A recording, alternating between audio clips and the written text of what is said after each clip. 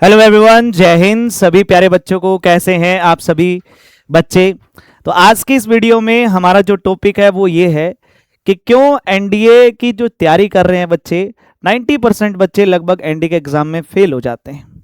किस रीजन की वजह से फेल होते हैं वो रीजन मैं आपको बता दे रहा हूं। उससे पहले मैं आप लोगों को एक चीज बता दे रहा हूं कि ऐसा जरूरी नहीं है कि अगर आपको एनडीए का एग्ज़ाम निकालना है तो आपको एक कोचिंग करनी पड़ेगी, कि अगर आप किसी बैच में होंगे तभी आप निकाल सकते हैं। देखिए, मैं आपको एक चीज़ बता रहा हूँ, सेल्फ स्टडी से भी बहुत सारे बच्चे अपना रिटर्न निकालते हैं, लेकिन उसके अंदर ये होता है कि सेल्फ स्टडी में आप जो है आपका डिसिप्लिन बहुत मायने रखता है, कि आप रेगुलर बेस पे जितना आपने टारगेट डिसाइड किया है और आप उतना पढ़ रहे हैं।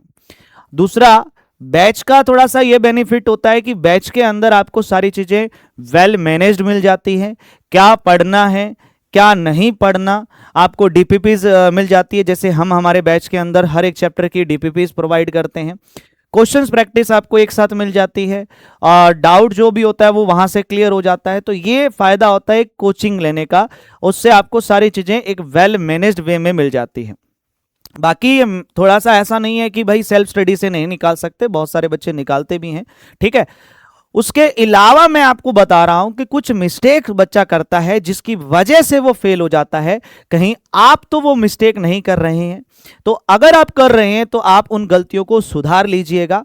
एंड कमेंट बॉक्स में जरूर बताइएगा, आप लोगों को एक कमेंट जरूर करना है कि एनडीए 1 2026 के एग्जाम में आप अपना स्कोर कितना लेकर चल रहे हो, ठीक है ना, ताकि मैं उस हिसाब से आपको एक गाइड कर सकूं कि भाई ये जो स्कोर है उससे काम नहीं चलने वाला, आपको इतना और स्कोर इंप्रूव करना पड़ेगा उस हिसाब से। तो सबसे पहली जो मिस्टेक होती है वो होता है ओवर कॉन्फिडेंस।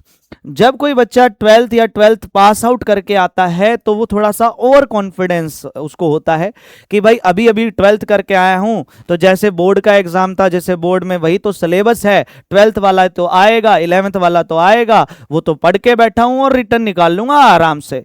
तो ओवर कॉन्फिडेंस जो है वो आपको नहीं रखना। मैंने ऐसे भी बच्चे देखे हैं जिन्होंने एक बार रिटर्न क्वालिफाई कर लिया, लेकिन जब वो दूसरी बार एग्जाम देने जाते हैं तो दूसरी बार भी उनका रिटर्न क्वालिफाई नहीं होता। आप में से ही हो सकता है जो बच्चा ये वीडियो देख रहा है ऐसे हो। तो सिर्फ एक चीज क्या कहा कि ओवर कॉन्फिडेंस में बिल्कुल भी आपको नहीं आना है ना। तो एनडीए का जो एग्जाम है वो आज जो है एक चीज ध्यान रखना कि डिसिप्लिन के साथ ही आप निकाल सकते हो, है ना। अब दूसरी जो मिस्टेक होती है बच्चों से वो क्या होती है, ब्लाइंड स्टडी विदाउट प्लानिंग। बच्चा पढ़ते रहता है, मैंने ऐसे बच्चे देखे हैं कि 8 से 10 घंटे 12 घंटे पढ़ रहे हैं, लेकिन वो पढ़ ही रहे हैं। लेकिन आपको क्या करना पड़ेगा, एक smart approach, smart time table, smart planning करनी पड़ेगी एग्जाम निकालने के लिए। सिर्फ पढ़ना ही नहीं है। देखिए ना, देखो एक छोटा सा वर्ड है, मैं आपको बुरा मत मानना, गधों की तरह मेहनत नहीं करनी है भाई, है ना। बहुत सारे बच्चे जो है वो क्या करेंगे, दिन रात पढ़ते रहते हैं, कोई प्लानिंग नहीं बनाते, उसका कोई फायदा नहीं है। तो आपको क्या करना पड़ेगा, स्मार्ट प्रिपरेशन स्टार्ट करनी पड़ेगी। स्मार्ट प्रिपरेशन, आपका जो हार्ड वर्क है वो वेस्ट नहीं जाना चाहिए। तो इसके लिए आप प्रॉपर स्टडी प्लान बनाइए, एक टारगेट प्लान बनाइए कि इतना मुझे पर डे टारगेट अचीव करना है, और एक टारगेट प्लान के हिसाब से चलिए। तो दूसरा चीज, यही प्लान आपको फॉलो करना है कि आपको ब्लाइंड स्टडी बिल्कुल नहीं करनी है विदाउट स्ट्रेटजी। तो आपको एक प्लान बना लेना है अपने अकॉर्डिंग, ठीक है। तीसरी जो मिस्टेक होती है बच्चों से वो क्या, लैक ऑफ कंसिस्टेंसी। आप सभी को पता है ये सबसे डेंजरस वाला पार्ट है। बच्चा जो है वो कंसिस्टेंट नहीं हो पाता। बैच का ये देखो, मैं आपको एक चीज बता रहा हूं, चाहे आप ऑफलाइन कोचिंग ले रहे हो चाहे आप ऑनलाइन कोचिंग ले रहे हो, टीचर का काम होता है कंटेंट प्रोवाइड करना। वो आपको सही कंटेंट दे सकता है, क्वेश्चंस प्रैक्टिस करने को दे सकता है, आपके डाउट्स क्लियर कर सकता है, लेकिन जब तक आप खुद से उसकी प्रैक्टिस, खुद से उसकी रिवीजन, खुद से कंसिस्टेंट नहीं रहोगे तब तक कोई फायदा नहीं है। तो ये याद रखना, ये सबसे डेंजरस वाला पॉइंट है। यहीं आके सबसे ज्यादा बच्चे फेल होते हैं। इसी रीजन की वजह से सबसे ज्यादा बच्चे फेल होते हैं कि वो 2 दिन तो बहुत जोश से पढ़ेंगे, तीसरे दिन फुस हो जाएंगे। या एक दिन 10 घंटे पढ़ लेंगे, दूसरे दिन 2 घंटे पढ़ेंगे। ऐसा बिल्कुल भी नहीं करना। रेगुलर बेस पे चाहे आप 6 घंटे पढ़ो तो डेली 6 घंटे ही पढ़ो, रेगुलर बेस पे, डेली बेसिस पे पढ़ो। तो ये चीज ध्यान रखना है। हर एक एस्पिरेंट स्टार्ट, देखो मैंने लिखा है, ये पीडीएफ भी मैं शेयर करता हूं टेलीग्राम पे, टेलीग्राम ज्वाइन कर लेना।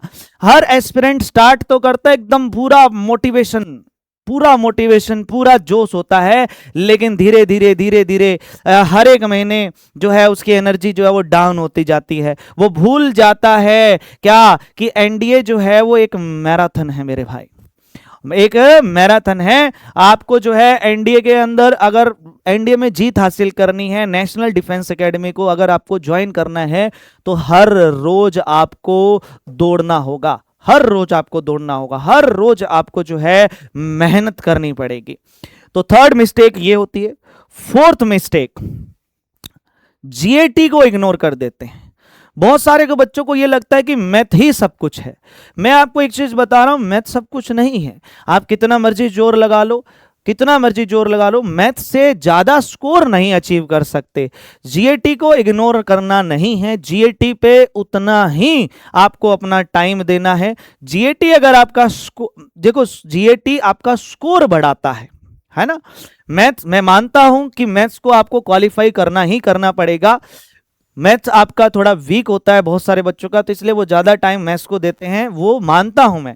लेकिन जीएटी को इग्नोर नहीं करना, जीएटी को भी उतना ही टाइम आपको देना है, क्योंकि जीएटी आपका स्कोर इंप्रूव करेगी। और स्कोर इंप्रूव करने का मतलब है कि आपका जो कट ऑफ है उसको क्वालिफाई करने में जीएटी आपकी हेल्प करेगी। और दूसरा, जीएटी से ही आप जितना, मतलब सबसे ज्यादा रिजल्ट जो है, अगर आपको स्कोर बढ़ाना है तो वो जीएटी से ही बढ़ा सकते हो, ताकि आपको मेरिट आउट होने का जो डर है वो भी आपका खत्म हो। आप मेरिट इन होना अगर चाहते हैं तो अपना जीएटी पे भी पूरा फोकस करें। तो आपको जीएटी को इग्नोर नहीं करना है, ये ध्यान रखना है। Fifth, fear of failure. जैसे जैसे एग्जाम नजदीक आता है, आप में से बहुत सारे बच्चों ने भी ये जरूर फेस किया होगा, डर लगता है, वो दिमाग में सोचता रहता है कि सर अगर मैं फेल हो गया तो क्या होगा, ये वो डर सा लग रहा है सर, ये सब चीजें। तो आपकी आधे से ज्यादा एनर्जी इसी चीज पे खत्म हो जाती है। बहुत सारे बच्चे बार बार ये सोचते रहते हैं, उनके दिमाग में यही चलता रहता है कि फेल हो गया तो क्या होगा, फेल हो गया तो क्या होगा, फेल हो गया तो क्या होगा। मेरा मानना ऐसा है कि फेलियर जैसी कोई चीज नहीं होती। जब आप कोई भी काम करते हैं उसमें अगर आप सक्सेस नहीं हो रहे तो इसका मतलब ये नहीं है कि आप फेल हो रहे हैं। आप इसको उल्टा लेके चलो, क्या आप सीख रहे हो।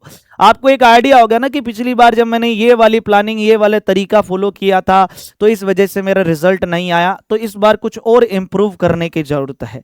तो आपको बार बार ये बात नहीं सोचनी क्या कि सर मैं फेल हो जाऊंगा, फेल हो गया तो क्या होगा, फेल हो गया तो क्या होगा। तो इसमें आपको अपनी जो एनर्जी है वो बिल्कुल भी वेस्ट नहीं करनी है ना। तो आपको पॉजिटिव रहना है, पॉजिटिव सोचना है। आप इसे ऐसा क्यों नहीं सोच रहे कि भाई मैं जब इतनी मेहनत कर रहा हूं तो मैं फेल कैसे हो सकता हूं, कोई मुझे फेल कैसे कर सकता है, मैं फेल होऊंगा ही नहीं, मैं फेल हो ही नहीं सकता। आप इसको उल्टे वे में सोचो, सही है ना। मेहनत कर रहे हो कि नहीं कर रहे हो ना। तो क्या होगा अगर नहीं हुआ, तो ये सोच सोचकर लोग जो है वो ट्राई करना ही छोड़ देते हैं, है ना। तो एक चीज है कि आपको जो आपका डर है, जो आपको जो फियर है, उसको फायर में बदलना पड़ेगा, तभी आप अपना एनडीए का एग्जाम क्रैक कर सकते हैं। तो ये 5 मिस्टेक थी जो बच्चा करता है और इनको आपको सुधार लेना है। इन मिस्टेक्स को आपको अच्छे से समझ लेना है और इन पे काम करना है और इनको सुधार लेना है। अगर आपने इसको सुधार लिया तो 101% आपका रिटन एग्जाम क्लियर हो जाएगा, कोई आपको रोक नहीं सकता, है ना। बाकी कमेंट बॉक्स में आपको कमेंट करना है क्या sir, I will not repeat these mistakes. ये हर एक बच्चे का मुझे कमेंट चाहिए इस वीडियो के कमेंट बॉक्स में। जय हिंद। तो बाकी आप सभी को जय हिंद। अगर आपको कुछ भी हेल्प चाहिए आप कमेंट कीजिए, मैं आपके हर एक कमेंट का रिप्लाई करूंगा, चाहे वो बैच के रिगार्डिंग हो, चाहे वो ऑफलाइन बैच के रिगार्डिंग हो, चाहे वो इसके अलावा कुछ भी डाउट हो, आप मेरे से कमेंट बॉक्स में कमेंट करके पूछ सकते हैं। बाकी मिलेंगे हम नेक्स्ट वीडियो में, तब तक के लिए आप सभी प्यारे बच्चों को जय हिंद, जय भारत, वंदे मातरम।